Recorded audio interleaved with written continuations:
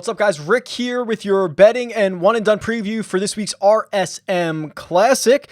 A couple of housekeeping items off the bat here. There will be a live stream Wednesday, 3 p.m. Eastern time on the RickRunGood YouTube channel. That is for final ownership projections in terms of DFS. We can look at the tee times because that's going to be important this week in the course rotation because we have two courses in action, the Seaside course and the Plantation course. So it'll be important when tee times come out. We'll need to talk through all that. And just any final questions, answers, thoughts, weather, whatever it is, here on the RickRunGood YouTube channel.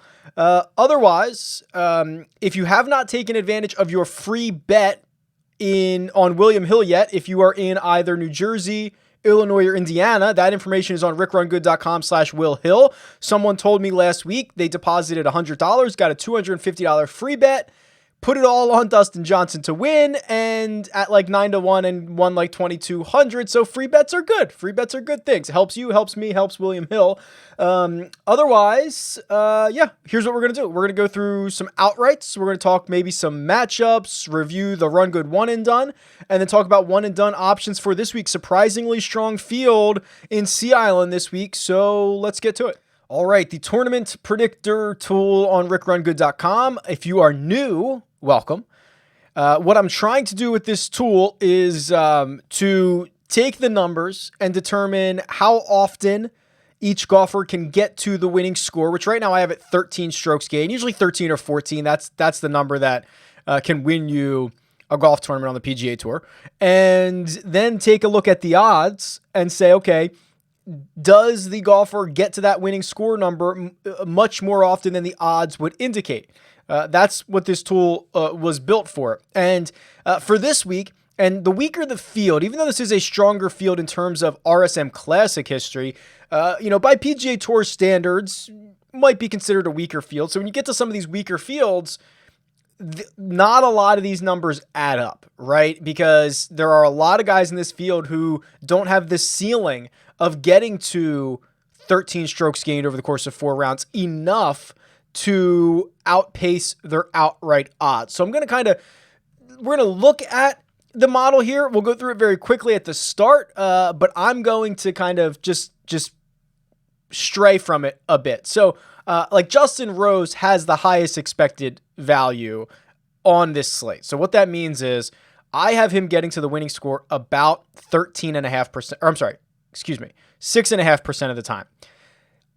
His odds in Vegas are currently 45-1, which would indicate him winning about 2.1% of the time.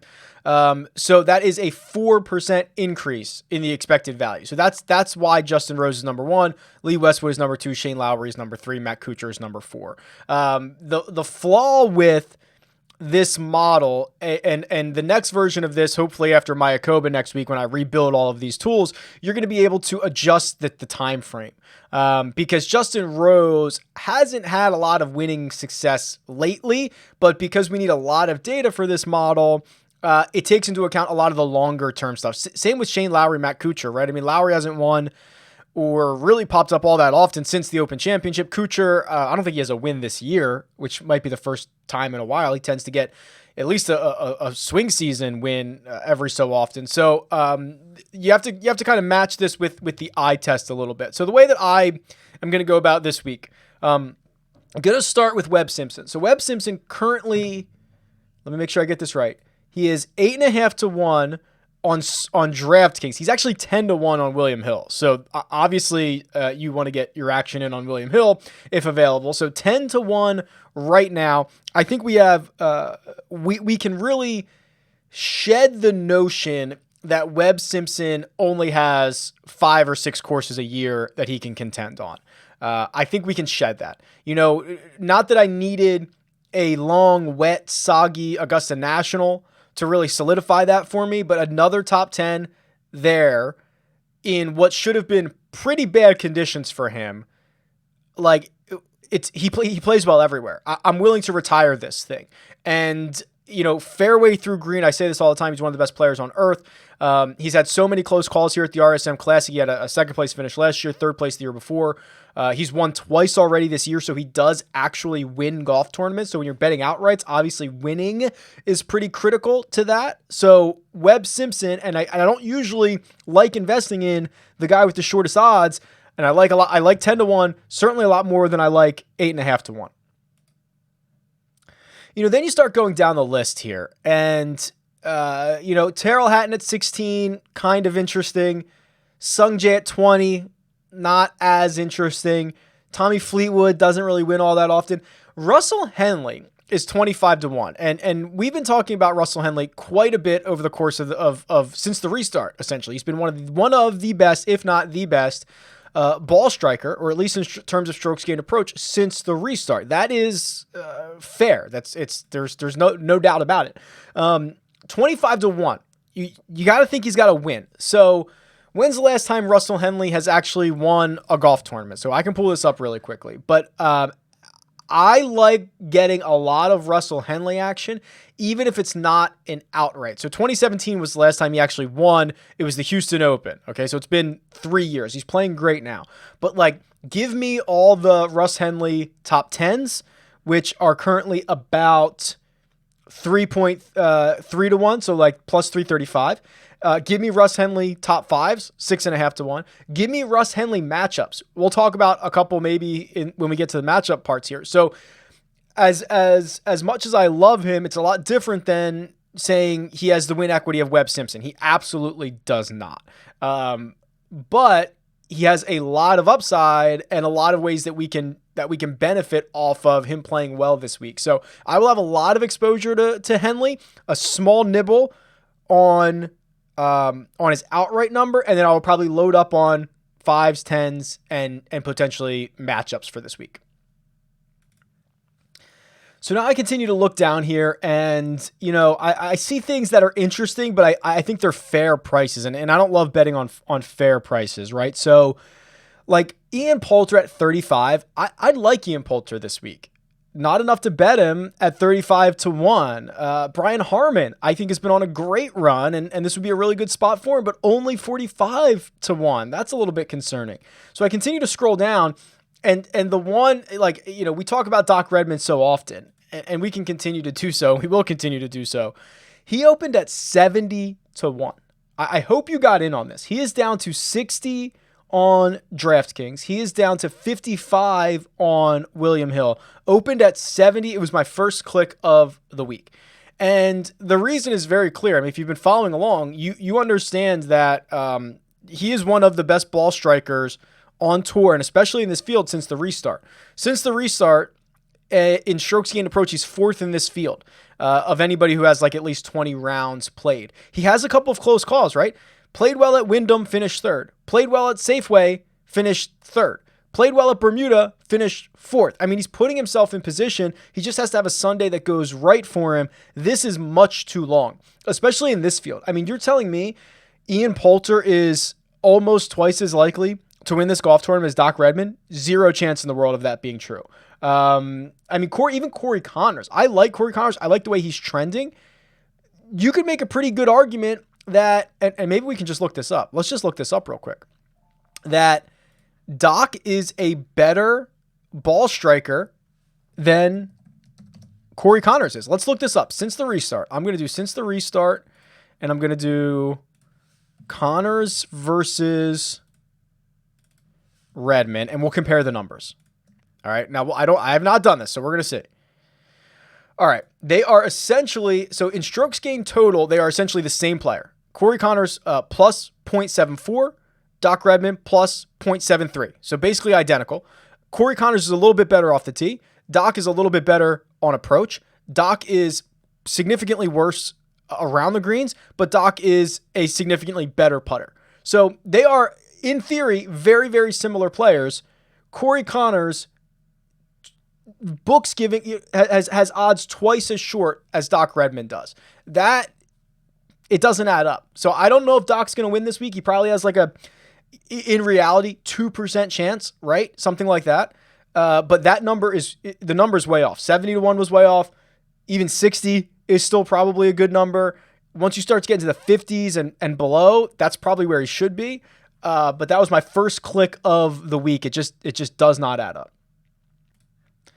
I'll continue to smash the like Mackenzie Hughes top 10 numbers, right? I mean, let's look at Mackenzie Hughes here. What I love about him, he never gets priced right. He never ever gets priced right, and finishes in the top 15 constantly. So in his last 16 starts, this dates back to Honda, where he finished second to Sung Jae. Half of his starts, 8 of his 16 starts, have been top 15 finishes. So I'll continue to hammer top 10, top 20 numbers. So Hughes is 6.5 to 1 in top 10 markets, and he is plus 335 in top 20 markets. So think about that. Getting a little over 3 to 1 on your money in something he's done half the time. Now, obviously, past performances do not dictate future returns, right? But you see where I'm going with this. These numbers aren't adding up, and they're a bit exploitable. After that, I'm gonna continue to bet Denny McCarthy 85 to 1. I have a feeling that win is coming soon, right? We've talked a lot about him. I won't waste any more time on it. And then going further, like Cam Davis at 125 to 1. This is usually, I usually don't go this low either, right? So I usually don't go as high as Webb Simpson or as low as like a 125. But Cam Davis is the raw talent is there. I mean, if he can put 4 rounds together, which I know you could say that about a lot of different guys, but I mean, he can hit it far. When he's on, the irons look good. He got a sniff of contention at Wyndham. I think he was your 36-hole leader, kind of punted that away on Sunday, but you can see he's unreal off the tee, very good off the tee, has really good weeks on approach and ball striking.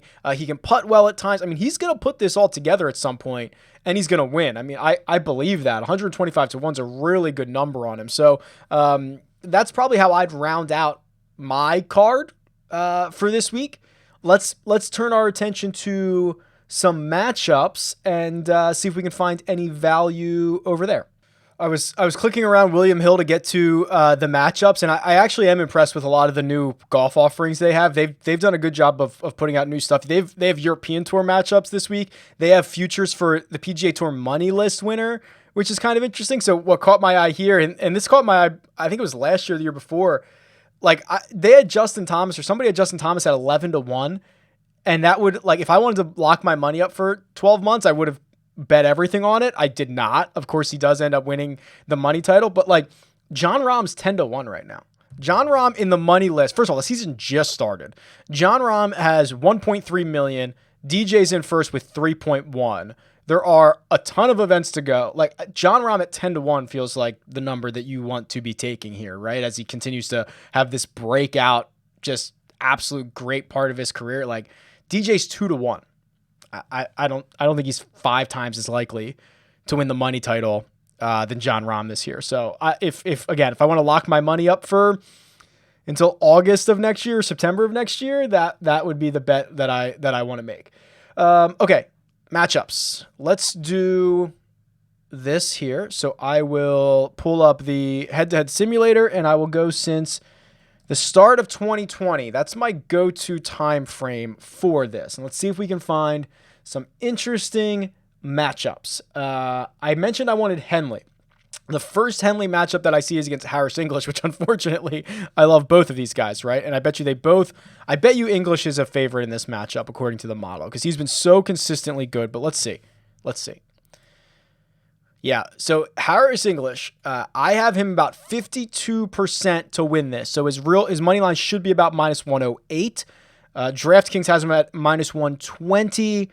Russ Henley, I have him winning 47%. So plus 108, he's about plus 100. So you couldn't bet this, but I was interested to see what this was actually bearing out.